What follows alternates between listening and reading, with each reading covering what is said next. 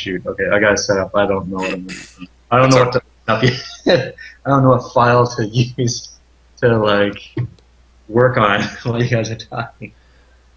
I'll just call it whatever. No, I mean like I don't know Oh, what to do while you guys are talking because I don't have anything. Oh, I haven't done anything in a while, so I gotta figure out what to. no pressure, no pressure. no, I am. I could hardly see what Mike's doing. He has like what? A horse and a man. Yeah, I'm just drawing a man sitting on a donkey.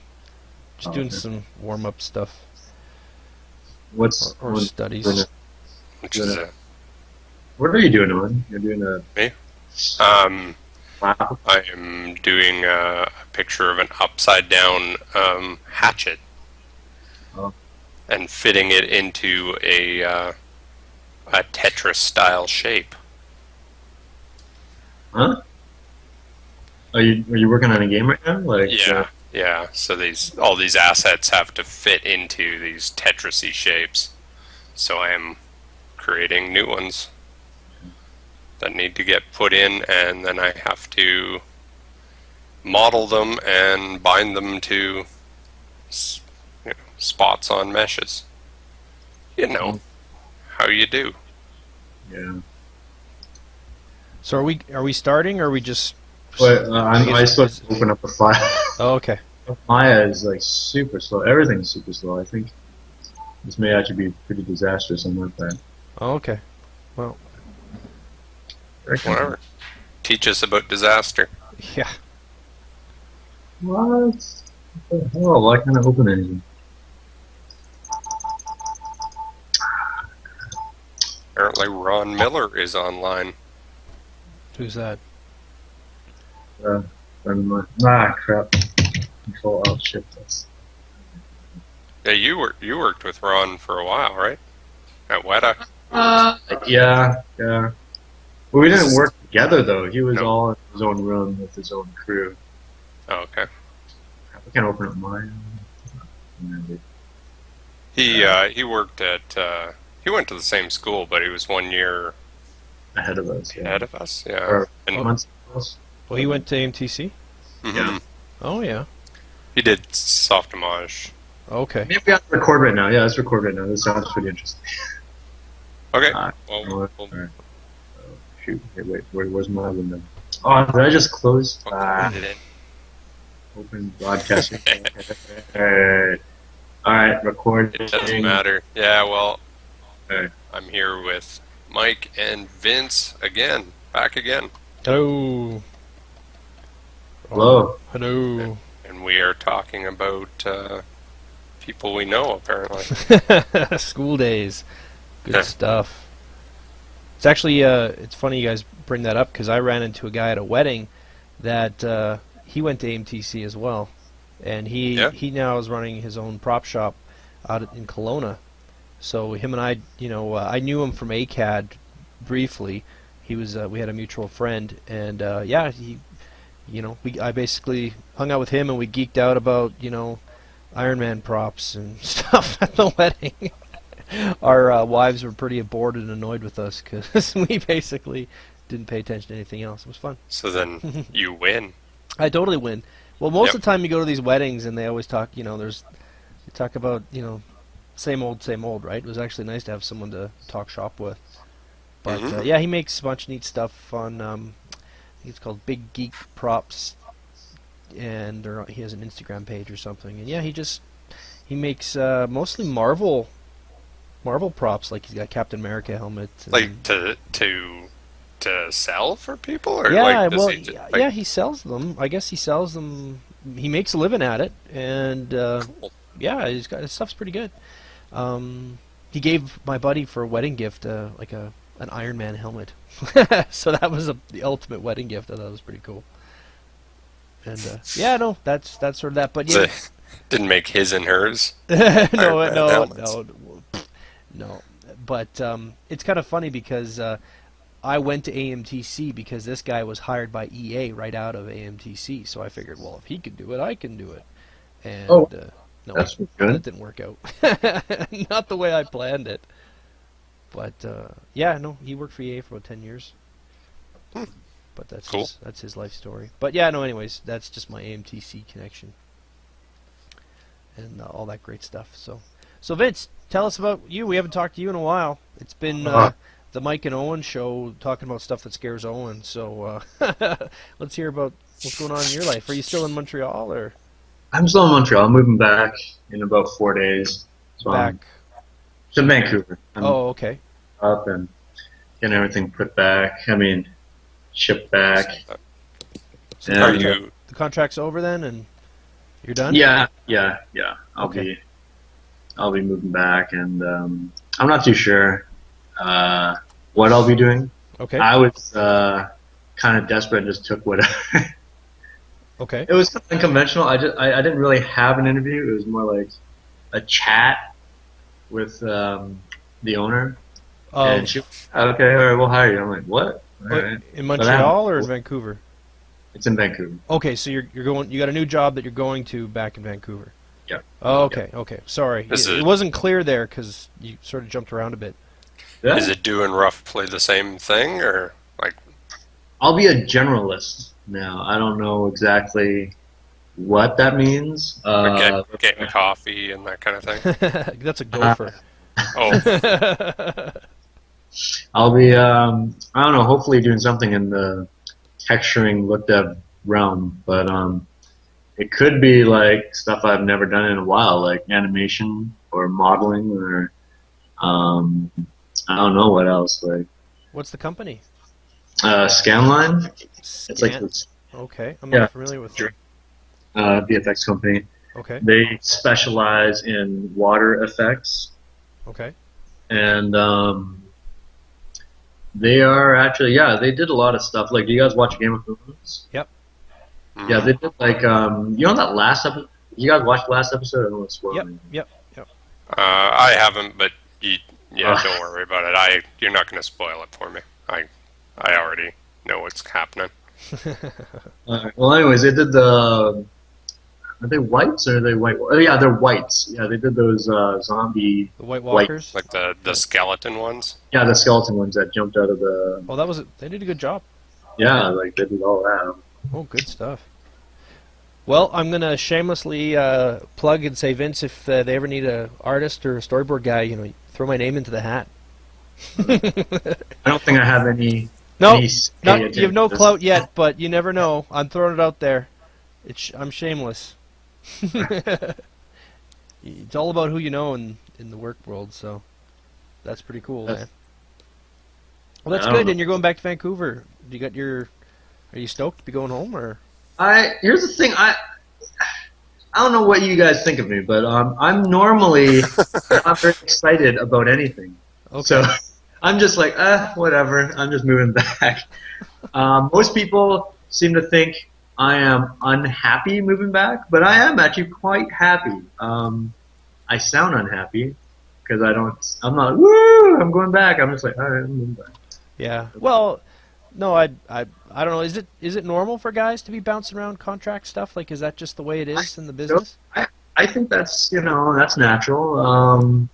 I think, the thing I realized is that most people, they kind of find it, like a huge ordeal when they have to, when they lose a job. Right. Like, I didn't realize that. Like, the rest of the world, like if you're an accountant or a, I guess, business or sales executive, if you lose your job, you're kind of like, crap, I lost my job. Like, what am I going to do? I'm kind of like, oh, I guess I lost my job. I guess I'll have to find another one.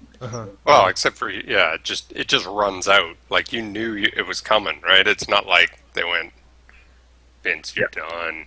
Yeah, today. It's not like you got like a pink slip. But even if they did, I'd feel pretty blasé about it. But then again, I have no responsibilities. Like, I'm not a guy with a like your wife kids and aren't in kids. school or anything, so you don't have to worry about that kind of thing. Yeah, exactly. I'm kind of I'm still kind of a teenager. I'm kind of like, That's not a bad thing. Well, I don't think that ends, though. No. I'm getting younger as they get older. Well, I think it's just the reason I ask is it's kind of those are the things that aren't really covered. Like, if anyone who actually tunes into this might be interested in, working in the business. That's the stuff you don't find out about or hear about. It's the stuff they don't cover in school or talk about. But the lifestyle, like I've talked to other people, and like let's say if you want to get in a concept art job, right? There's very few of them out there, and if you can get one, you're probably going to have to move, right? And a lot of people, I think it depends. It depends on region, because I knew a girl. I worked with her at Rhythm Hughes, and she's from LA, and she was like really junior, like right out of school. Right. And she got this job at Rhythm Hughes doing texturing, and after the whole company went down and whatever, she went and worked at this game company. Did a little bit of short time work.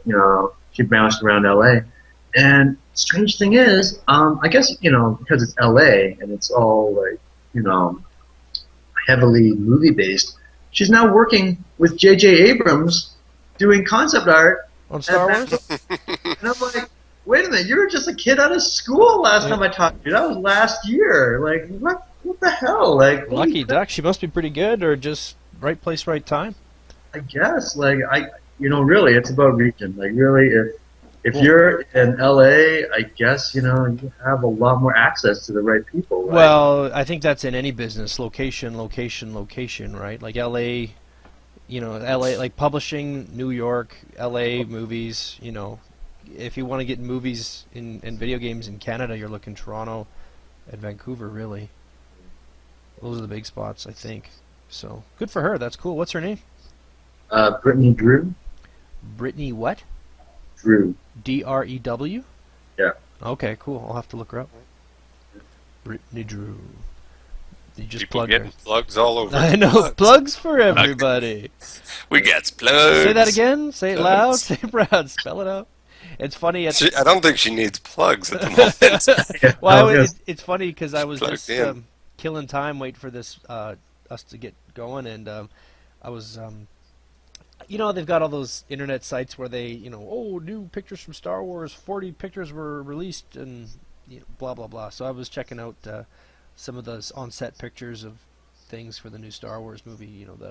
The PR machine is starting to crank up. People are starting to get interested and stoked for the new movies. So and cool. they said the next two are yeah, they're going to be directed and written by Rain Johnson. Rain Johnson, yeah. Who's Rain that? Johnson, and then the standalones like Gareth Edwards. So, Rain Johnson did Looper and Brick, Okay. and Gareth Edwards did Monsters and Godzilla. I didn't watch the last Godzilla. I haven't. I just watched Monsters actually a couple of days ago. Okay. And that's that movie is beautiful. Like it What's is it just monsters. No, Seen it. it's two people like kind of trying to cross a sort of a demilitarized zone, and there's these alien creatures that occupy it, but everything else is just sort of business as usual, right? Like Okay. the border towns are in trouble, but everybody else just ignores them, and as long as they stay away from everyone else, and it just kind of follows these two people. Okay. But they shot everything on location. A lot of it's ad-libbed, and it's gorgeous. Cool. So, Have you guys seen the new X-Men movie? Yeah, I saw it. Did you see it? Yeah. no, I haven't yet. But It's kind of hard for me to say if I liked it. There's so many parts that I liked, and there's so many parts that I was like, huh. Like, I love the Quicksilver stuff. The Quicksilver stuff was like great. I was like, wow, this is like, how a Flash movie should be done. Like, this is, really impressive and really fun to watch. But then the character disappears. Yeah. And you're like, oh, that's it. Yeah, he's gone now. We don't need him anymore. Yeah, they did, man. Well, no, but that's just kind of how they were. They just sort of dropped him off, right? But he was like, he could do so much. It's like, they could have said, yeah, you know what? You could save the entire mutant race if you just joined us for like 3 days. And the funny thing is, I realized, like, actually, no, it wasn't just me. I think a lot of people realized, why the hell did they ever recruit young Magneto for this job? Like, he just went crazy. He said, you know what? I think I'm going to just screw up everything. I like it how they all bought into Wolverine. They're like, okay, I buy it. Yeah. Let's go. You know, like Magneto, you didn't have to convince him twice. He's like, yeah, you know, some guy from the future says he's from the future, and Mystique's got to die. And he just says, okay, I'm good. Yeah. How do I kill And then Magneto goes out of his way to just really screw up the entire plan almost. It was like, you know what? I'm going to kill Mystique. Or, you know what? I'm going to advertise to the world that mutants are around and we're a danger. Yeah. And I'm going to nearly kill Richard Nixon. Just because, you know, this is the actual plan that we had, right, guys? And it's like, no, this was not the plan. Where'd you get this plan from? Well, you know, I think one thing Owen and I talked about before is it is a comic book, right? Like, it's based on comic book characters, which are all, you know, their motivations are always, you know, it's like rolling the dice for what you're going to get. Like, one day Magneto's a good guy, next day he's a bad guy, next day he's a good guy. You know, like, it's a comic book, right? And anything goes. Like, Magneto could get shot in the head and it'll explode, and then the next comic book will be like, oh, well, that was just his clone. Okay, moving on. You know, like, Owen and I talked about this, how it's, you know, sometimes it's tough when you watch a movie of a comic book because we apply real-world sensibilities, and we're like, well, this just doesn't make sense. Why would he do that? It's funny how we'll accept that in a comic, right? Like, anything goes, but... Like, I'm kind of a, I don't know, a cynic when I read comics. there's no truth in this. Well, when you started talking, Casper, a friendly ghost. Done. I'm out, sir. When you started talking, Vince, I thought maybe you were gonna, like, you sounded pretty strong about it. I thought maybe you had read the actual Days of Future Past storyline, so maybe you were gonna be like, no, it's nothing like the comic. Brr, you know. There's a lot, like a lot of people who watched the movie. I did not read the comic books, and I only know of Days of Future Past only from the TV, the '90s cartoon show, where Bishop goes back into the... They kind of do a bit of it in that. Yeah. Yeah. It was Bishop. It wasn't Wolverine. But in the comics, it was... It was just Shadowcat in all the original one, yeah. Comic, right? Original. Like, yeah, because I read that. I don't know. It's probably like 20 years old, right? It was in the 70s when it first came out. Which? The very first Days of Future Past, yeah. That was the 80s. It's 80s, yeah. I thought it was like 70s. No, it's Pretty sure it's 80s. It was because I read it when it was new-ish. Okay. It's my, you know, I think my uncle had all of them.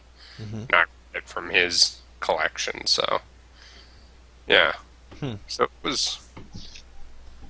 Okay, so... Another thing that annoyed me was Kitty Pryde, or Shadowcat, having these new telepathic powers to send people, well, at least their consciousness, back in time. And I was like, this is kind of outside of her you know, her power level kind of thing. Like, this has, that's you know, comic books. Yeah, yeah. I was like, okay. You know, it's the future. Stuff happens. Like, this is totally, this is totally new. Like, when did this happen? Well, I guess there was supposed to be a whole rogue element to it. Like the rogue character, her scene got cut out, but apparently there's something to do with her and like boosting Shadowcat. Like there was something. Really? That's the whole thing, yeah. Like they had to go rescue her, and it never made it into the theatrical version, but. Yeah, that might explain that, but in the comic books though, Shadowcat, you know, like they just do the phasing thing mostly, but she's actually pretty tough. Like she has some weird other things she can do with her power. It's funny because I was reading about her after I saw the show just to kind of get up to speed on my X-Men again, and I was reading up about that dragon that follows her around. And Lockheed. yeah, and I'm like, oh, I forgot about him. and all of this convoluted story stuff about like reading like the Marvel wiki going into the history of these guys it drives me crazy. Oh, that way wrote that lies madness. Yeah, Don't go there. So bad. It's so bad. What do you mean? 1 minute, it'll drive you crazy. So, anyways, what do you guys think of like the apocalypse kind of teaser at the end of that movie? I haven't seen the movie, but I you're not spoiling it because I read this comic like 20 years ago, so it's all right. I don't know, not much. Like here's the thing, it looked cheap. Everything like the pyramids, the sand. I was like, that's kind of cheap. But I'm interested. Like, I'm glad that they have a new villain that's not Magneto. Fine. Yeah. Because Magneto is just like, all right, we've seen Magneto so many times be the villain. Well, or some other. It was a good, like as a kid watching that '90s cartoon show. I was like, man, but like Apocalypse is such a huge threat. Like he's out to destroy a mutant and humans. Like this is like a huge threat to the whole Marvel universe. Like you'd almost say it's an apocalypse. Thanks, Owen. No problem. It's funny because whenever they talk about Apocalypse, in that cartoon, he always had this weird gurgly voice and be like, "This is Apocalypse," and every time, even whenever I say, someone says his name, I can't help but think of the voice actor that did the character, right? So I don't know. I don't know. I don't think too much about it. I mean, I guess it's nice. It's better seeing him than Mr. Sinister. is going to be in this movie though. Like, Apocalypse always. The X-Men had quite a few bad villains. Like we could have Arcade in the next movie. That wouldn't be very fun. Or Mojoverse, and then no one would ever go and watch an X-Men movie ever again. Mojo stuff, though, if done, I don't know, right, could be. It'll be like the X-Men Hunger Games. It could be way creepy. It'll just be X-Men Hunger Games, basically. Yeah. Yeah, it would.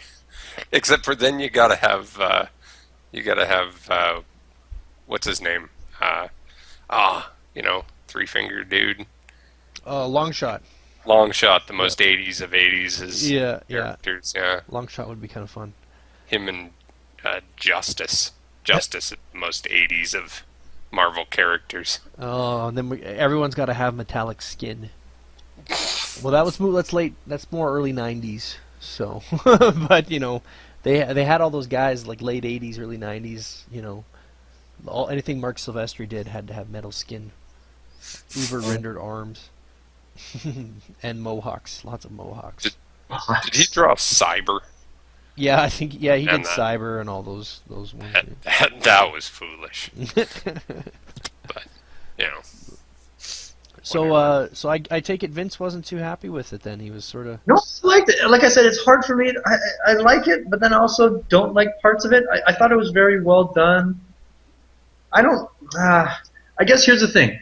As much as I hate the character Wolverine and how he is so omnipresent in all these X-Men movies, yeah, I was expecting him to do more in this movie. I was like, how come he's just kind of, sideline? He only had one fight, but he was so ineffectual against everything. Like I was like, this is it. Like this is all Wolverine does. He just goes back, deliver a message, kinda shows up, doesn't get involved. Like I understand why. Like this is more of a Magneto, Professor X, Mystique kind of conflict. So it's cool that they left Wolverine like out of it, but strangely enough, I guess he, seeing him on the poster, I was expecting more from Wolverine. Like, yeah, he is the biggest guy, like the biggest floating head on the Photoshop poster. So, yeah, you would think he'd be the most important guy in the movie, but no, I agree with you. He didn't really do a lot, but there's just such a huge cast, and the X-Men, at least in the movies, is always just about Magneto and Professor X, right? So. And now they're making it about Mystique to justify Jennifer Lawrence's paycheck. So, I don't know. I don't know, man. I don't know what to say. It's I enjoyed it. I thought it was good. I mean, it was way better than X-Men: The Last Stand, and it was kind of neat to see all the old characters come back for cameos and that kind of thing. But At the end, when you see all the characters come back, I was like, wow, this is amazing. I'm actually surprised they brought so many characters back. yeah, it was fun. It was nice. It was nice to see the whole gang back. Yeah. And I guess there's already a plan out there for another X-Men movie. Like they're already. Well, in the next X-Men movie, apparently Gambit is the main character, played by Channing Tatum. He's going to be like the new lead X-Man instead of Wolverine or Mystique. So. I've never liked Gambit. I was waiting. Who sighs first? Yeah, it's like, oh, Gambit. Who likes that guy? I never really liked Gambit, but I do. I don't know. I guess I always liked his design. He was always this guy with playing cards, and it's kind of like, you know. Yeah, I don't know. I guess I fell for the cheap 90s bait there. It was like, you know. Well, weird, he was. weird Yeah, act. this is where I get into the whole. He was so different from when they first introduced him to what they wound up making him. Like that, he sort of seemed interesting, and then they went, I don't know, leading man to him up. And Yeah. it's like, He's got to have a reason for Rogue to dull. get all into him. Yeah, I don't know. I never really liked Gambit. They just not my favorite character. But I mean, he had that 90s vibe going on, you know, Yeah. like the anti-hero kind of thing, and he's kind of a scumbag but a nice guy, and you know, people like that. I think he's more a sign of the times. Like a lot of the X-Men characters are all, like, I think out of any Marvel comic, X-Men is it is social commentary of the time, right? Right. More yeah. so than, say, you know, characters like Spider-Man, right? Yeah, okay. That's what I'm thinking. Agreed. Agreed. Did you guys? Here's the thing. I liked X-Men. All right, but a better movie was that Tom Cruise movie that came out, Edge of Tomorrow. That was based off of another comic book called All You Need Is Kill. I thought it was a novel. Have you guys seen it? No? Is it Nope. a comic Or or a it's novel? I don't know. I haven't seen I it, don't though. know if it's graphic novel. It was like a manga that was. Oh, was it? Yeah.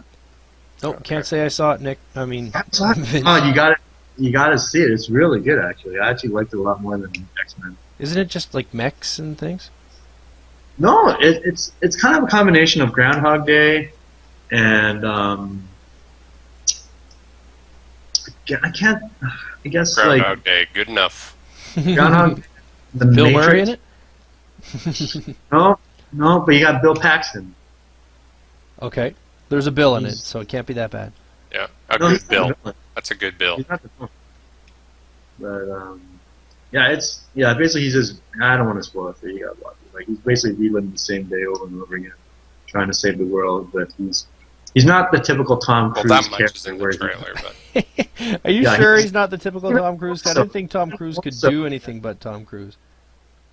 Well, even more so, he's more of a selfish, kind of guy who's just like totally inept, Mm-hmm. and it's kind of like, totally out of his depth. And he kind of just somehow, well, I guess through repetition, he starts learning like, how to really be a soldier and how to actually, be a good guy almost like. He's kind of a jerk at the beginning. Like he is kind of like a deserter, and tries to like get out of this like big fight. But it's Earth's last stand. They need every man, so they threw him into it. Oh, you ruined the movie for me. Yeah. that's all over. I didn't tell you how it ends. Okay. But now I'm gonna. Sounds Well, like- No, no, I haven't. I'm not. Yeah, haven't seen It it. actually sounds decent. Well, the I'm funny looking thing is forward to seeing that at some point. yeah, they're saying that it had really positive reviews, but no one wanted to watch it because of the marketing. But because of the positive reviews, people have actually started watching it. It's kind of like how, have you guys seen that John Carter of Mars movie? Yep. Yep. Yeah, like it had a lot of good reviews, or at least better reviews than it deserved, like than what people made it out to be. Like a lot of people thought, oh, it's gonna suck. Like the marketing made it seem really dumb. But when people saw it, they're like, hey, this is actually a pretty good movie. Like, Yeah, I was just talking about that movie today. About I think the worst thing about that movie is it isn't terrible. wait, Like, that's the worst thing? Follow me here for a second. okay. If it had just been flat out garbage, then everybody'd be like, well, all right, like nobody wants to go to this because it's terrible. But it's just kind of okay. Like it's not. There's nothing. It isn't great. And then the marketing, like I said, kind of leads you to believe that it might be kind of terrible, but it's not. But it's not good enough for people to be like, wait, no, this is an excellent movie. They go, well, it's not as bad as you think it is. But that's it. That's as far as you get. It's not. It's just not. It's not terrible, but it's not. It's not good enough to get over that. Well, I think it's kind of like, why did they change the name and call it John Carter instead of John Carter of Mars or A Princess of Mars? Like, Yeah, like that's what it's based off of. And as far as I know, there wasn't any legal issues regarding the usage of the name. What I read was Disney didn't want to have that sci-fi aspect to it because they're afraid no one wanted to watch a space movie, and it would be it would seem kind of hokey because people know there's no aliens in Mars. So Do people they? would be Really? When was the last time someone went there and kind That's of... what the man wants you to believe. Yeah. Well, no, but The man from Mars. seriously, But- like, they don't really know. No one knows. No one's been there. But that's their logic. Their logic is people know there's nothing on Mars, so now we have this movie about this guy on Mars. People aren't going to buy into it, so let's not put Mars into the title. That was their logic. But That doesn't make sense because people bought into a long time ago in a galaxy far, far away, right? it wasn't called Mars Wars. It was kind of like Yeah, but Star Wars, right? I It's don't like, think oh, they give so does that people... movie. Like, how many people do you know would sit there and say, I can't watch it because it says it takes place on Mars? Like that. Yeah, there's probably a lot. some Yeah. people. Maybe. I'm not. I I don't would. want to know but- those people. That's true. It just sounds retarded. But you make a good point, Vince. It's just not something I ever considered. It's just that's retarded. It's a good book, right? Like, it's a good story. You know. It didn't make sense to change it. Then people didn't really know what it was about. Like John Carter. What's John Carter? You're right. It's just a It was very guy obscure. in space and white apes. What? Like at least the title. A Princess of Mars. Oh, okay, something's going on in space. I mean, even if they called it a princess, put princess in the title, you would get a lot more women going to the movie. Like, you just know Space it. Princess. Yeah, totally. Space princess. I have 2 little girls. Everything's princesses. Trust me. Everything is princesses for But marketing the girls. How disappointed would those people be when they go and watch it? And it's like, oh, there's nothing about a princess here. Like, there's a princess in here, but it's mostly John Carter's story. Like, they'd be like, oh, yeah, I guess the princess was. They really... Well- Have you guys read the Edgar Rice Burroughs stories? Like the actual... I haven't. Have you, either of you?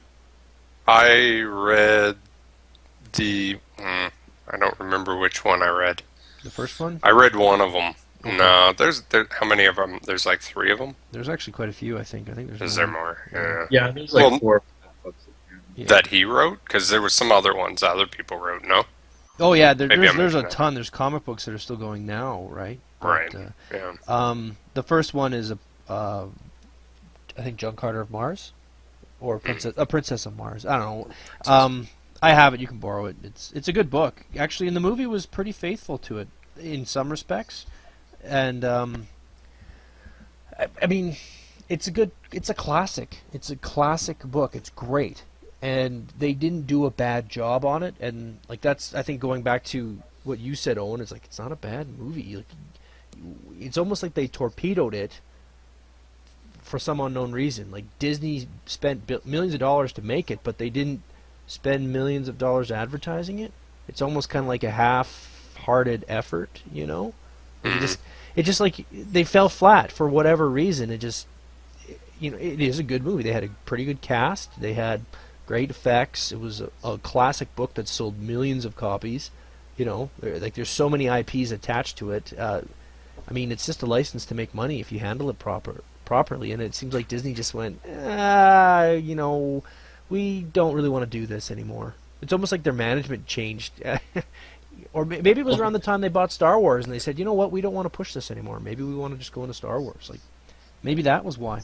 Their management did change. Apparently, during that time, like, the executives actually changed. Oh, well, maybe executives like, well, I really don't care about this. Like, we lost all this money on this, and it doesn't look that good anyways. Let's cut our losses and, you know. Yeah, well, I mean, that's like why they shut down the Firefly. You know? Yeah. I mean, I just failed because Fox just didn't want to show it at a good time slot. Like, they just didn't get the show, and they didn't really understand what Joss. Well, there's an incredible fear of failure at a lot of, you know, just they won't try something because it might fail.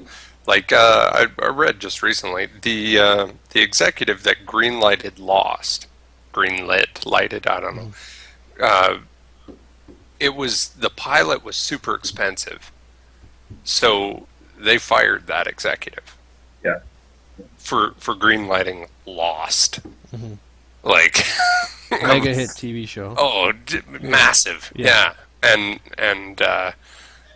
you know, they went off, the people who did that went off and formed their own company and stuff, and now do a lot of other things. But yeah, like the how fearful must you be to be able to not just go like, well, let's see, you know, let's see if it works, because you know, if it doesn't work, well, then maybe we'll fire you. But fired them before ever finding out if anybody would watch this thing.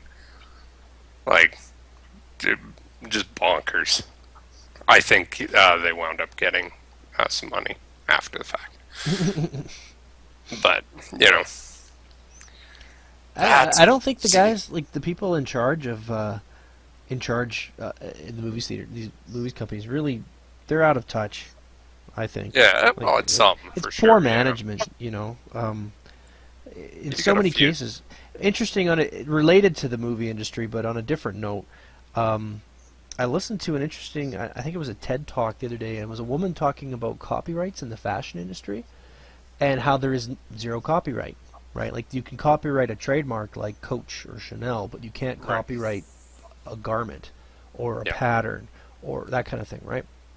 So with zero copyright law, you would, you know, she did some research about, well, how does that affect the business? And anyways, the presentation was very good, very comprehensive, and the outcome or the conclusion is really the amount of profit that the fashion industry gets by not having copyrights. Like, she had a bar graph, and they make so much more money than games and movies. So much more money, right? And you always have to come out with something new. Well, you can't sit on what you made. Like, well, yeah, but like, yeah, like it drives innovation. When people are copying you, you're always pushing yourself to come up with something better, something new, something different, and people are allowed to take other people's things and riff off them and make changes, and you know, like, the creativity is encouraged, right, in a way, and it's just more of an open field. I mean, even with food, right? Like, a McDonald's burger is not copyright. Like a hamburger, you can't copyright a hamburger. You can't call it a McDonald's hamburger, but I mean, you could make an identical hamburger and sell it, and McDonald's would have nothing, they couldn't do anything to stop you, right? Like recipes, instructions are not copyright. It's really interesting. So I just thought that was interesting when you apply it to entertainment. And Owen and I talked a lot last time, Vince, about the future of the entertainment industry.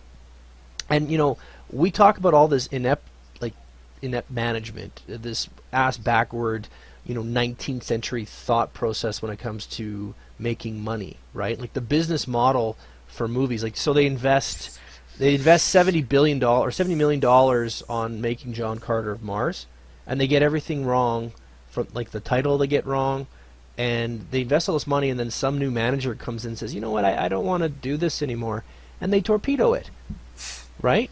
Like that doesn't make any sound business sense. Like it's like I'm gonna build a house and I decide, you know what, the paint's wrong color, so I'm gonna burn it, or sell it for 10% what it's worth. Like it's not sound business practice, I don't think. So I don't know. I'm going off on a tangent here, but I guess I'm saying the movie industry, the entertainment industry, is behind the curve, I think. And if they really want to make more money, they need to start looking outside the box. Right. And, well, in some aspects, I think you're probably absolutely correct. And then you got a few outliers that do incredible things, right? Right. So.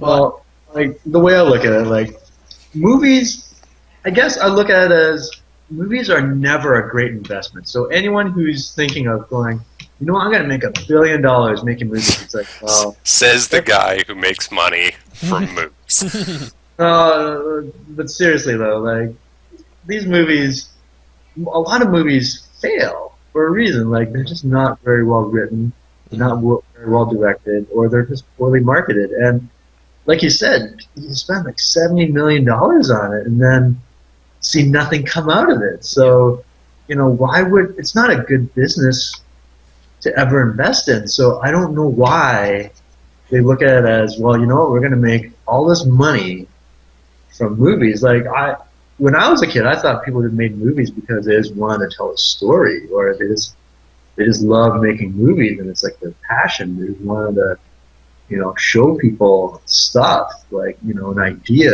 or something. But now it's all commercialized. It's all, I guess, well, not just now, but it's always been, I guess. Yeah. Selling tickets and making money. I guess I was always naive, like all those cheap, cheesy kung fu movies I saw, they were made on the cheap for a reason, because, that's all they could afford. Like, they just got all these random people to be stunt guys get beat up by Bruce Lee. Like, that's... Well, maybe I don't know, like, it's entertainment. And they have the whole menu. Like, you've got cheesy kung fu, you've got chick flicks, you've got drama, you've got sci-fi action. Like, you've got all these different, to whatever taste, right? I think in many cases, the movies that we like the most, the ones that really seem to appeal to cinephiles, are made by guys like Tarantino, who really love movies, right? Or Spielberg, who really loves movies. He's a kid that loves movies and makes movies, right? And it just seems like if there was more guys like that in charge making the decisions and making the product, the industry would do better. And they would, like right now, they make, how many movies do they make? Just, okay, so one company decides to make a Sword and Sandals, Troy movie. Then the next, like, how often does, Universal do, one movie, and, Paramount does the exact same movie but with a little different twist? Like Snow White and then Snow White and the Huntsman, or, you know what I mean? Or Hercules and Hercules. Yeah, like, yeah, like they're, why are you, first of all, why are you saturating the market? They're going to do a Day of the Dead movie, and now, is it it's not DreamWorks, it's somebody else, has a Day of the Dead movie. Okay. Like a Mexican, Dia del Muertes movie. Okay. Well, like, why? What does that tell you? To me, that it's like, why are they trying to rip each other off? Like, why are they competing with each other like that? Why are they saturating the market? Like, how many people out there want to see a Day of the Dead movie? It's a writer who shopped a script, right? And one studio passed on it, But then another studio said, you know what, it sounds like a great idea. I'm gonna do it. And then the studio that passed on it were going, well, hold on. We let this thing go. Like maybe they have something. Maybe this is a good idea. Maybe because Disney's doing this movie, maybe they see something that's worthwhile. Maybe we should make a movie like this. So they hire another writer to write a similar script and then make that movie. Yep. Still, and that's instead of being, just going like, well, good on you. We'll do another thing that'll go up against it because, why not? We'll just make something different. And yeah, that's bad business though, Vince. Like, that's ego talking. Well, they're doing it. Well, maybe we should do it too. Like that's ego. That's fear. But that's how a lot of businesses are. It's just like, well, wait a minute. Sony's doing a first-person shooter. Maybe Microsoft ought to do a first-person shooter. That's just telling me the fox in charge of the hen house. It's it's pretty bad. I don't have any sympathy for the entertainment industry in that regard because, they're hemorrhaging money, or at least they claim to be, and I think it's all because of their own ineptitude and bad management, not because of and bad products. Like how many good movies come out? Like, how many bad movies come out and compared to how many good movies, right? Like, it seems like they just throw as much against the wall, see what sticks. And a lot of times they're just regurgitating stuff. How do you describe good and bad, though? Like, you look at box office or you look at critical reviews? Because, a movie that I think is bad, like Transformers, it does great in the box office. Yeah, people buy into it. That's Or a the new, pretty bad movie. yeah, I hated the new Spider-Man movie, but people buy into it, and they make more Spider-Man movies because of it. So it's like, what's good and bad? Like, well, the thing is about the entertainment industry, though, is or like movies. We're talking about movies. Is they're trying to cover the whole gamut, right?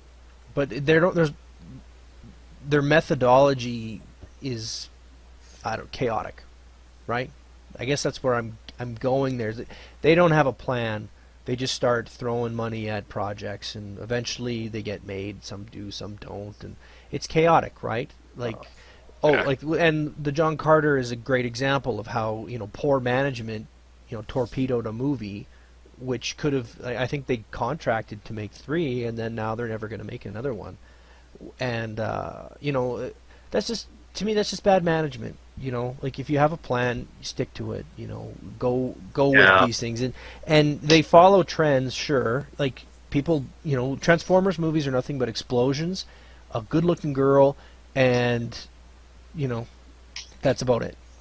yeah, And there's a bunch of guys out there and girls who are like, that is all I want to pay $30 to take my girl to go see a movie about explosions, or like some 13-year-old guy is like, this is like my video game but better, that's the market they're going for. But then, how many people really want to fork over the money to go see a movie like A Beautiful Mind on a Friday night?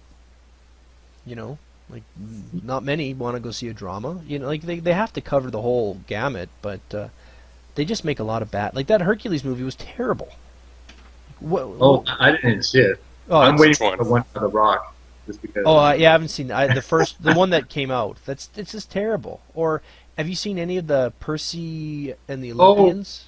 Yeah. Oh, the Percy Jackson movies? Yeah, yeah. I work on? Yeah, they're terrible. Yeah, you worked on that? It's terrible, Vince. It's terrible. They're what's even worse? Yeah. Like I've been reading those books to Ethan. So yeah, we've been.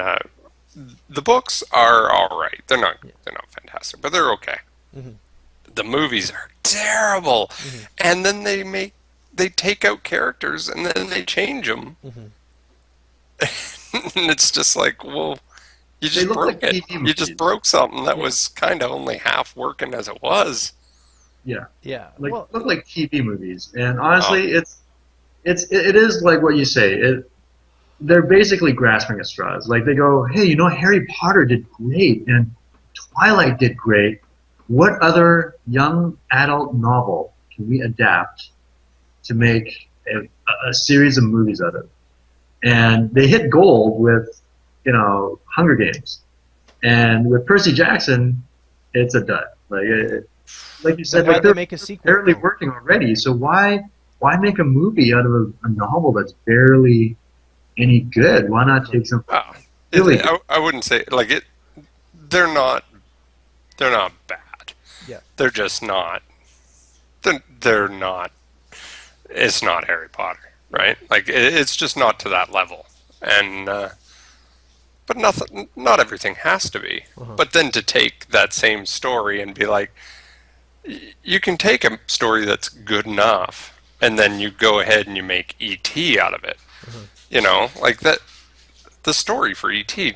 It's all right, but it's not that great.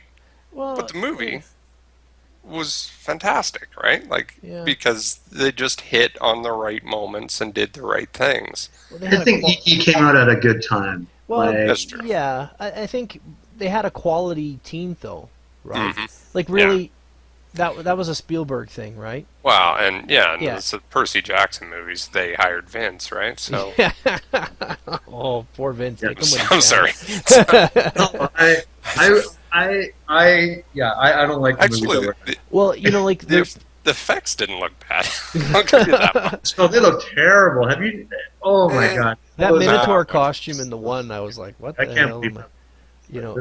Well, I don't. Okay, what specifically? I'll pick on what you did. How about that? Or do you want? You don't want to do that? You know that sea monster. Here's the thing. I thought the sea monster. When I worked on it, I thought the sea monster was like the big climactic thing. Like it was like, wow, like this is like the main piece. Throw it away. It turns out to be like 5 seconds of VFX where they get swallowed up by this sea monster and they're in the stomach of the sea monster. And honestly, I don't even know why did they even have the sequence, because it just happened in like the span of 2 minutes. They get sucked in and then they shoot themselves out and they're out of danger. It's like, well, what was the point of that? Like, see, to me, that's a prime example of the poor business setup that's in Hollywood. Like that, just the waste of your time and energy, right? And they probably storyboarded it, and they all like that was probably $100,000 worth of effects work that was done that got cut down to a few seconds, right? I don't know the money. I don't. In the book, is it actually a big piece, or is it like just exactly that, like a 2 second? Well, it's fairly small. Yeah, it's fairly small, and shouldn't have. The books are all about characters. They're all about families, like and family interactions. Yeah, like never would have done that in these really sprawling, broken families where like all the gods are each other's brothers and sisters and cousins, and they're all squabbling all the time, and then it extends out to all the main characters. So that's what they're about, and the set pieces are all tiny, like they don't need to be in there. They're character pieces, like so. Yeah, bonkers. Why just make an enormous monster be on screen for 5 seconds? You know what I think is it might be interesting moving forward. Like we could spend forever talking about what sucks about entertainment, and all we're doing is hacking on these things. But you know what is good and seems to be more successful are these high-budget TV shows, like Game of Thrones. Rome was really good. That was Band of Brothers. The Pacific was not that good, but the production value was really high. So people are getting a movie, but it's like 13 episodes, you know, or how many seasons, you know, and like the number one entertainment properties I think out there right now are, you know, Walking Dead, Game of Thrones, you know, like they're right up there, if not the top, right? And I think maybe that's where the money's at now. Maybe that's where we need to start going. I mean, even dramas like Mad Men, it's awesome. Even the bad episodes are still good, right? The characters are such bastards, but you can't stop watching it, you know. And, right. Well, and they get time to build it and make, you know. And when you have a bad moment, you can recover because you got another episode coming, or even another moment in an episode, right? I think what you also hit on too, like for people to really, you watch an old movie from the 60s or, you know, maybe even the early 70s, they had this novel idea called character development. I know it's crazy, but they had it, right? And like a Transformer movie, what character development is there at all? At all? Like, I dare you to show me any that's more than just superficial, right? They don't even focus on the characters. Yeah, they don't even. No. That their name is the title of the movie. Yeah, I mean, there's some of them in the you don't even know the names of the characters that are in there, and then they're dead, and you're like, well, who was that, and why should I care? And like the movie is basically an ADHD experience, but when you have a TV show, you have that character development, right? So people, you can start to see them evolve, and then you can empathize with them or hate them or whatever, right? And then the viewers get a better experience out of it. They connect more with the IP, and they want more. And like, you know, like if like the Hollywood, like the real money is in stuff like Star Wars. It was the merchandise and all the secondary stuff, right? Like books and comics and posters and diapers and toothpaste and all that stuff, right? George Lucas sort of set the mold for way to make money off of a product. And the way to get people to buy into the product seems to be more effective if you do stuff like Star Wars, or not Star Wars, Game of Thrones, or Walking Dead, right? Like, well, here's the thing: how much Game of Thrones merchandise is there? I don't see that much. Like, you know, there is some. I agree, but it's not that much. Like, no, Star Wars is yeah. everywhere. Star Wars was just like a carpet bomb, you know. Yeah, like there's placemats, like you said, like yeah, like weird lollipops with Darth Vader's head on it. Like it's. To be honest, though, nowadays with the consumer, like Star Wars, the way they marketed stuff in the '80s, the '70s was obscene. Like it was obscene. Everything was Star Wars, right? Like, you know, Star Wars jammies and and like shampoos and stuff. Like that's just crazy. People are a little smarter consumers nowadays. Maybe, do we really need, you know, a Jon Snow toothbrush? You know, is there not much of a market for it? Like I don't see a lot of Game of Thrones anything, like other than like the usual, like the random Hand of the King pin or a coffee mug with the Targaryen crest on it. Like there's a lot of role-playing game stuff and trading card games and board games, and I don't think there's a video game yet for Game of Thrones, but there's.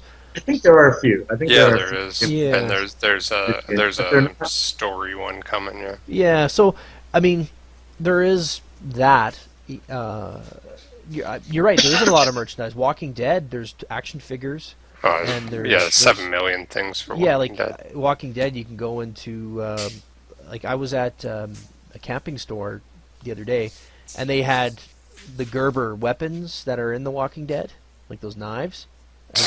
Because in I think season 2, you know, you can totally tell Gerber paid off the production. It's like, well, you know, we got to give him the set of zombie killing knives, right? And then the one kid pulls out this big envelope of 50 knives, and every actor carries a Gerber knife with them with the orange handle in that season, and so they have that whole product line is at the camping store, right? And like the apocalypse parang, and yeah, it's just.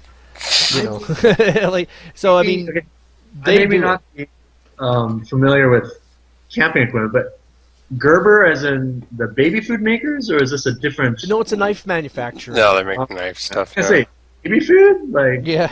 I don't know if it's the same like parent corporation. I don't know, but it's yeah. I mean, if they are, the same company makes sign making software and equipment. So. Yeah. I think the name, like the surname Gerber, is associated, not necessarily like Gerber Inc. I don't know. I don't know. I guess we're getting off topic there, but yeah, they make a lot of products off of that thing. So I'm just saying, what's successful now and what people seem to like. It seems to be going in that direction, right? And comic book movies do great. Even the bad ones still. Oh, I don't know about the bad ones. Like. Well, people. R.I.P.D. did not do great, and I worked on that as well. Which one? R.I.P.D. Which one? R.I.P.D. Oh. That Ryan Reynolds. Sorry, maybe I should preface that. It has to be based on a comic that someone's heard of before. Yeah. Before they make a movie out of it. Not worked on by me. Yeah. Yeah, anything that Vince worked on, don't see it. Vince tearing it down. He's like, the bad luck for a production. Oh, we got Vince on it. We might as well go look for a new job. That's how you sound, Vince. It's not that bad. Dude, you worked on Avatar. Yeah. So, Yeah. so I don't think. Yeah, there you go. I don't think that Let's goes. talk about your successes then. But that's the thing. I feel like one of those old men that go, yeah, I don't need this job, man. Like, I worked on better stuff in the past. I worked on Avatar, like, I don't need this shit. Yeah. Yeah, I don't want to sound like that. No, a job's a job. They're all different.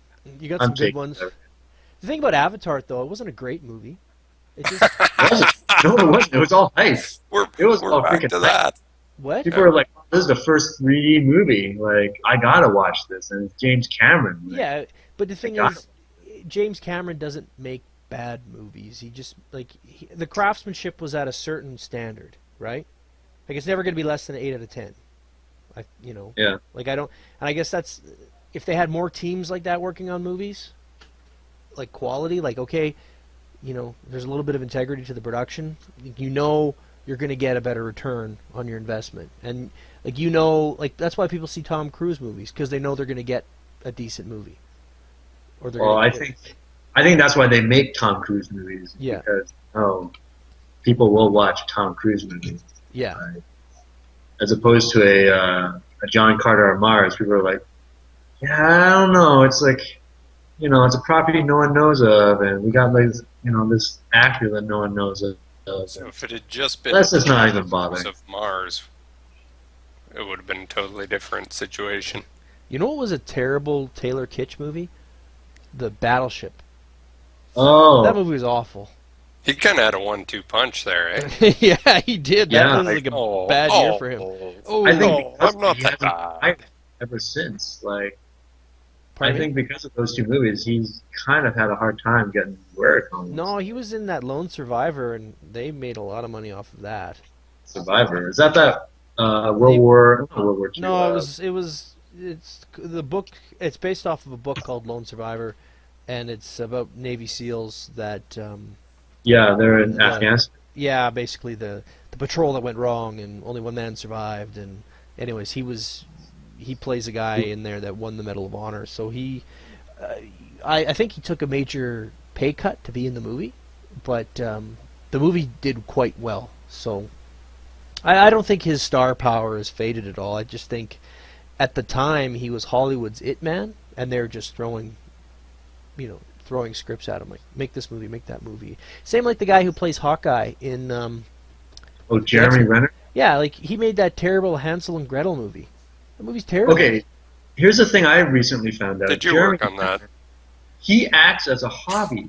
He actually is a big real estate mogul in LA. Yeah, he like flips houses and does stuff. Yeah, he flips houses, and acting is his kind of like his, whatever. I'll just do this. He's a dude, from what I understand. He's just a guy, pretty down to earth, and it's a job. Yeah, he doesn't really care about the movies, actually. He was kind of the only good part of that 28 Weeks Later. Yeah, he did a great job in that movie, that's right. Yeah, he was really good in it, and the rest of that movie is pretty bad. Yeah, I don't know. I thought it was okay. It was. Yeah. They're making another one, aren't they? Like 28 months later? Or? I don't know. Yeah. 28 years later. Yeah. It's just a bunch of people sitting around. Remember when there was them zombies? That was crazy. Good thing that's all over. Yeah. No. Yeah, I don't know what to say there. It's funny. On a different note, because I know Owen had said about let's talk about content, and I don't know if we've used up our hour yet, but we're pretty much done. We're almost at the end of it. But I wanted to talk about texturing with Vince, because we got him. Because in relation to, I've been playing a hell of a lot of Skyrim, right? And then Owen's been pumping PC gaming, saying that's great. And then I found out, if you play Skyrim on your PC, there's all these crazy mods for it. And I was looking online, and I saw some of the stuff these people do to mod out the game is really incredible. It's really neat. Like a lot of really neat texture jobs and I find that fascinating that they can take the in-game, like they'll take a city in-game, and then a team will retexture it so it's high def, super realistic. And I don't know if you had any thoughts on that or any experience with that kind of stuff. But I am familiar with people modding games Right. or reskinning games so that you have like Superman running around like GTA or Yeah. like I guess another historical character running around in like Skyrim Uh-huh. or like I guess the Game of Thrones characters running around in Skyrim. Like it's really cool. Like it is. Like I guess like I guess it all comes down to like taking apart what is there and finding out what's there and just realizing, okay, this is how it looks. This is what I got to work with. These are the limitations. So let's just work within these boundaries and just, it looks cool. Like honestly, I have no idea how they do it, but it does look great. Well, the beauty of most PC games is there's no, like, all the assets are usually just bare on the drive. Like, you just go and look at them. Yeah. Sometimes they zip them, but that's about it. Like, there's nothing. Easy? Yeah, you just unzip them, have a look. Oh. I think, well, yeah, you got to whatever you want. Or I just... thought you had to crack the game open before you can actually... No, if you want to do anything with like textures or even up to like textures, sounds, models, even sometimes you can just find them. They're just laying in your folders, and you just look at them. If you want to change them, you change them out, and lots of times there's like a database file or like a pointer file that tells where all this stuff is, and you can redirect it. That actually, kind of locate all this and kind of tell you, oh, they're all here, and if you want to add anything into it, you just got to process it a certain way, like through another program, and then it's, Yeah, and it's usually just Photoshop. Like, honestly, you just save out as a DDS file out of Photoshop, which is kind of a, it's something you normally don't use, but it's just a standard built in. Well, I'm curious, like, how they do. Like, I was, Owen and I were talking, Vince. We'd like you to do a demo showing us like how to texture something. I don't know anything. Like, how do you texture an eye, or do a realistic face or something? Like, I find that stuff really cool and interesting. And I know when CG Hub was around, they used to have, guys would do a 3D model and then they'd texture it and they'd look photorealistic, and some of them were really good, some of them not, but I was always really impressed and inspired by that kind of work. And here's the thing, I'm gonna totally tell everyone who's listening to this, anyone can do it. Like it's not that hard. Like it literally is. Okay. Depending on what your project is, all you need, like if you have good enough reference photos, you can do this job. You can just do a lot of copy pasting, cloning kind of stuff.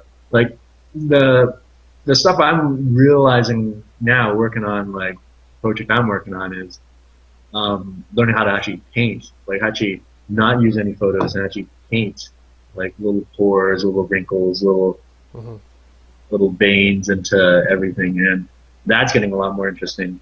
So what do you use for reference photos then? Like, does the production provide them, or do you have to go and find the production or the concept art department usually provides like just very general like concept. I mean, very general reference stuff. Like it'll be color swatches and take photos and just go, make this shirt look like this shirt. And I'm like, oh, okay, so I just gotta make this fabric, like a certain fabric, put on a certain pattern on it so it fits with the artwork. Like if it's like a plaid pattern, I gotta like make a repeatable, tileable plaid pattern, or if it's like a logo, it's gotta remake it in Photoshop kind of thing. But well, that'd be if it's like a face, what? No, that's interesting. Oh yeah. If it's like a face, like a human face or something. Like recently, here's the thing. I used to be very impatient and I used to have like a work philosophy where I'm like, okay, I gotta work real fast. They want this real fast, so I'm just gonna just take photos and clone them onto this geometry and whatever. But in the project I'm working on, I've had to slow down and actually paint. Like working on hands. Hands were like my bane for the longest time because I would have to. I used to just clone all these like textures of fingers and fingernails and fingerprints, and then I realized, okay, that's not really what they want. I have to actually very slowly paint all these little wrinkles on the, like your knuckles have like these little lines on them. I have to paint these in. And I used to be very impatient and be whatever, just scribble them on. But now I'm realizing, okay, I got to really delicately paint these like knuckle lines on them, and then the fingernails, like the pink and the whites. And it's like, wow, it's like such a weird mix of colors I got to put in there just to make it look like some scattering underneath. And it's just new to me because I used to be very, just quick and easy, just copy, clone, whatever. But yeah, in this project, I just got to like just paint stuff in there and just it's interesting. Make it a lot more artistic and more less real. Well, it's interesting when I look at that kind of work, like with my eyes, I'll see, like sometimes I see it when they'll do a face, and the pores will be so like overdone, like when I look at somebody, I rarely notice their pores, right? Oh, you got to get really close to someone to even notice pores, right? But you'll see them. I don't know if they do them too big or they give them too much or something in the rendering, but it's gross. Like I don't want to see that texture on people. And then other times you see guys do it and it's so soft there isn't any detail like that at all. Like it's hard to find that sweet spot, I guess. Yeah, it's kind of hard because it's kind of like the whole uncanny valley thing where if you make it look, if you don't have those pores in there, if they're not strong enough, you kind of look at it as just like a flat, fleshy, kind of thing. But if you have those pores in there, it's like, oh, hey, it's detailed, it's it's realistic, right?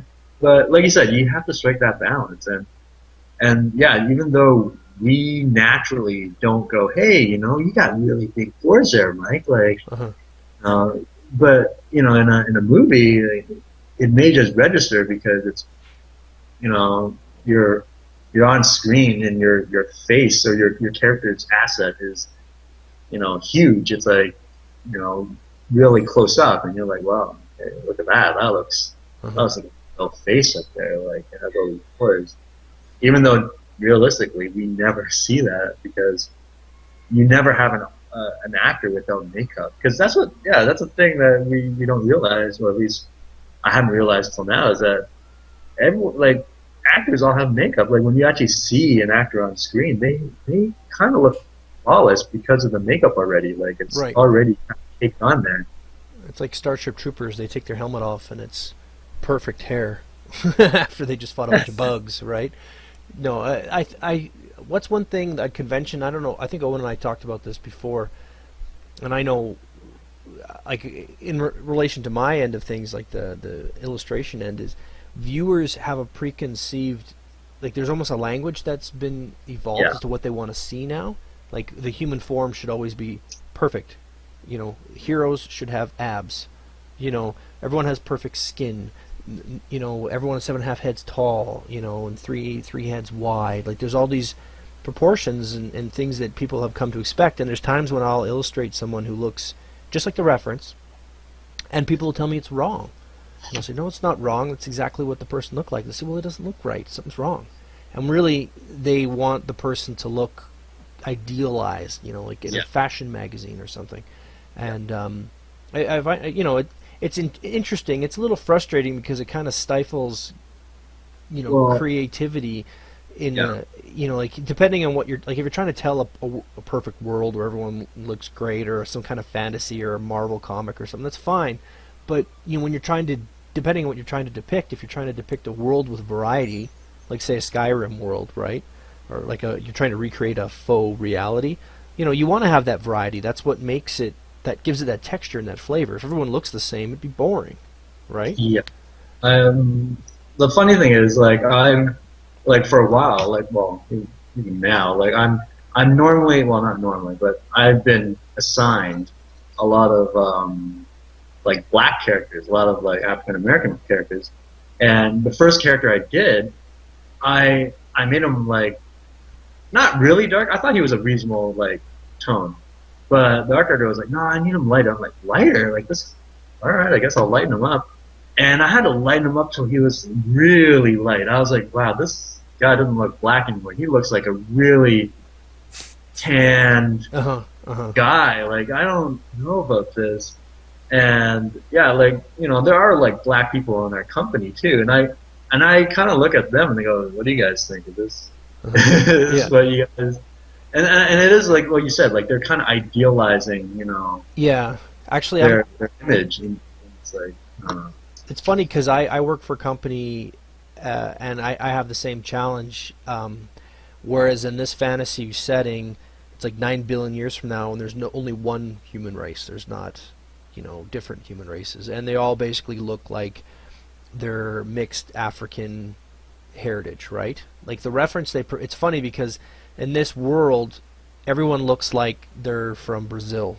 Like they all have just mocha skin, at least from the reference, right? But they have the thing is it's super sci-fi weird future, so people can have like super curly, blue hair with streaks of orange, and that's okay, but the person can't look white, right? Like whatever you do, they can't look white. But it's funny, like if you break it down in the nuts and bolts of just facial features, right? Like human beings, we all have red blood. We all are basically the same. There's just subtle variances in our physiology that, would define racial characteristics, right? And it's really hard. Like I look at it and say, okay, I'll do this person so they're a mishmash, and the client doesn't necessarily have the vocabulary to sit there and articulate what they want. They just don't want they want the person to look white without looking white, right? Like they're interracial but not white, like if I did the person looking like Nubian black, like like almost blue black, that that's too black, like it's a really hard. Basically, what I'm saying, it's really hard to really hit on what they want because they're not quite sure what they want. They don't quite understand the nuances of the variation in human physiology. Like one job I had to sit there, like she said, this girl looks too white, and I'm like, well, actually, her cheeks are actually more Inuit, and the nose, that nose is more of Indian, like Indian from India, and but because the character had to have orange hair, you automatically start to associate it with Northern Ireland kind of thing, right? Like we have these preconceptions too, and also with the reflected light of the the red from her hair onto her skin, like it changes your skin tones, right? And like there's all these things that you have to take into consideration, but it's funny how our perception might influence what we see as to what is really there. I guess it's kind of a roundabout way, but I get what you're saying. It's hard to make people happy. Yeah, but yeah. Well, it's interesting. I was just agreeing with you, like what you're saying with people's preconceived ideas of how people should look. And, like I think the variety is the best part, right? Like that's what makes people look unique. If you're the artist, it makes it the most fun. Yeah. Like, because you want to just draw the same dude over and over again. Like, well. Jim Lee has made a whole career out of doing that. Like, yeah. Well, I think that lends to the world, like the medium more. Like it's just this graphic representation of a story. It's not really. Yeah, it's more of an icon than a. Yeah, it's so stylized. It's not even really. But. Yeah.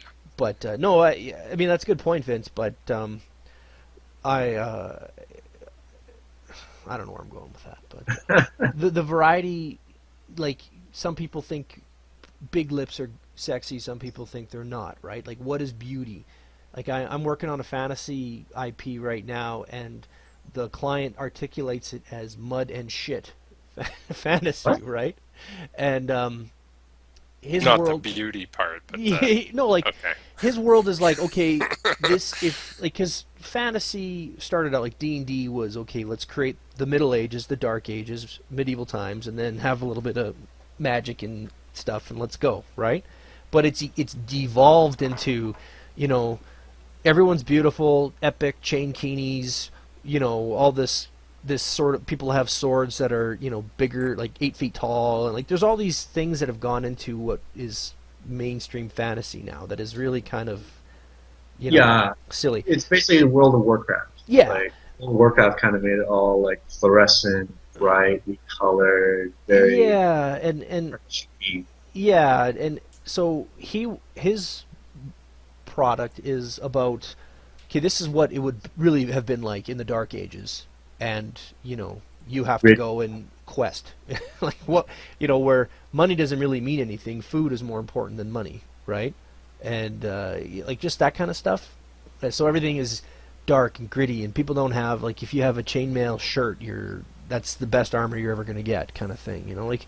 So in some ways you really got to dumb it down, but the key to bring that world to life, and I think you as a texture artist would agree, is like getting that dirt under the fingernails, like let's see the scars in the hands, let's see these people like cracked skin and sores, and like people are rough, people have shitty teeth, like that's the world. But how do you sell that and make it look appealing? Like, I want to play this game. I'm excited to play this game, because that's gross. Like, dirty teeth are gross, so you got to kind of find ways to still conform to what the audience wants to see, but you still have to conform to the client's vision. It's interesting. I think it's refreshing for me to work on something where it's like, okay, people have dirt on their fingers. That's great. Like, when do you ever look at a fantasy illustration and they could be like fighting monsters in like a pit and their hands are clean, right? And I just painted today outside for 2 hours, like painting my house, and I like paint on my hands, and like, and I'm not like a messy painter. It's just dirt happens, right?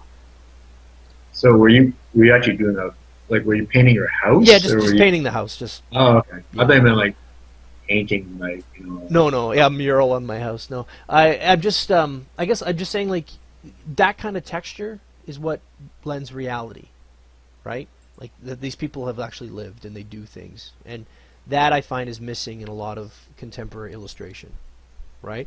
Like, they maybe focus on aging the armor and give it lots of chips and dents, but when it actually comes down to the person, you don't see that red mark on their neck where their armor rubs too much. Like they never give it that extra level of love, and when people do it, it's unappealing.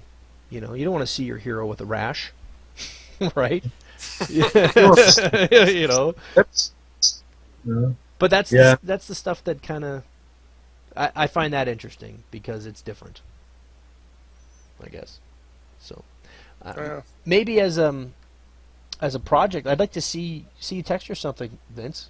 Maybe we could get something simple for you to texture, like just give us a tutorial, like a rock or something. I'm gonna need a model to actually work on, which I was gonna work on actually, but my Maya wouldn't open, so I guess draw. Okay. Oh, we should put something together where we can do like, I don't know, we could put more videos up. Yeah, like videos of something like content. I'm fairly anti-tutorial but I think there's some value in watching people work. So. Well, I mean, even if like, okay, Vince has a rock and textures a rock for us or something. I mean, we could have an open dialogue and talk about it. I think it'd be pretty cool. I'd like to learn, and I have lots of questions, and really this is just for us. But maybe we could do a fun project, like we all contribute. Like, I draw something, Owen models it, Vince textures it, or whatever. Yeah, that'd be great. Yeah, do something something simple. It doesn't have to be epic, but I think it'd be kind of neat way to engage and just build and do cool stuff. Because all right, Right. So think about it, and maybe we can talk about it next time, or talk about it not on the recording. But I think moving forward, that might be cool. Might be a fun thing to try. Yeah. So all right, boys. Maybe on that note, we should just shut her down. Yeah.